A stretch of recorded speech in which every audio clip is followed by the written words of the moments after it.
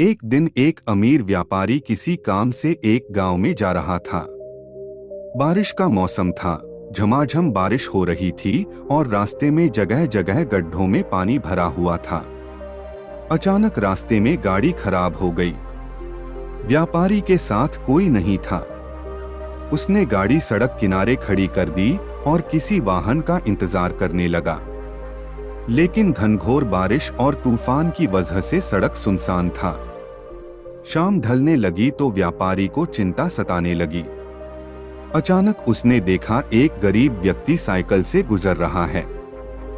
सड़क किनारे अपनी गाड़ी में बैठे बैठे उसने साइकिल सवार को आवाज देकर रोका और पूछा कि कहीं कोई गाड़ी का मैकेनिक मिल सकता है क्या। साइकिल सवार ने बताया कि इतनी बारिश में दूर दूर तक उसे कोई मैकेनिक नहीं मिलेगा।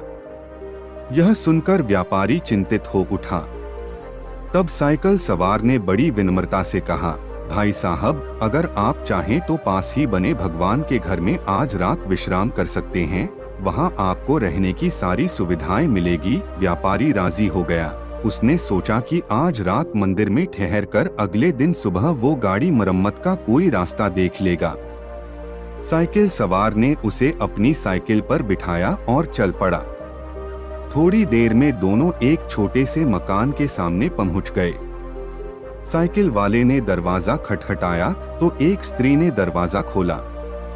व्यापारी को संबोधित करते हुए साइकिल वाले ने कहा, यह मेरी पत्नी है। इस भगवान के घर में सिर्फ हम दोनों रहते हैं। हमारे बच्चे शहर में नौकरी करते हैं। आइए अंदर पधारिए और आराम से बैठ जाइए। थोड़ी ही देर में साइकिल वाले की पत्नी गर्म गर्म चाय नाश्ता ले आई।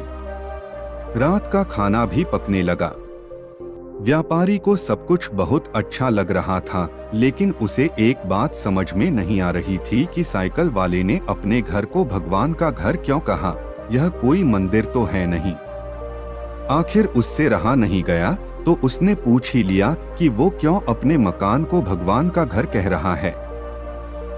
लोग तो अक्सर यही कहते हैं कि मेरे घर में भगवान विराजमान है, या मेरे घर में भगवान के लिए पूजा घर बनवाया है, या मेरे घर में भगवान आए हैं। यह सुनकर साइकिल वाले व्यक्ति ने कहा, हाँ, आपने ठीक कहा। अक्सर लोग यही कहते हैं कि घर हमारा है और भगवान हमारे घर में विराजमान है। लेकिन हम ऐसा नहीं कहते, क्योंकि अगर हम अपना घर कहेंगे तो उसमें हम अपनी इच्छानुसार कुछ भी उल्टा पुल्टा काम कर सकते हैं। लेकिन अगर हमने भगवान का घर कहा तो हम वहाँ कोई गलत अनाचार वाले काम नहीं कर सकते और हमेशा उन्हीं सद्विचारों में रहते हैं जैसे हम सब मंदिर के अंदर होते हैं।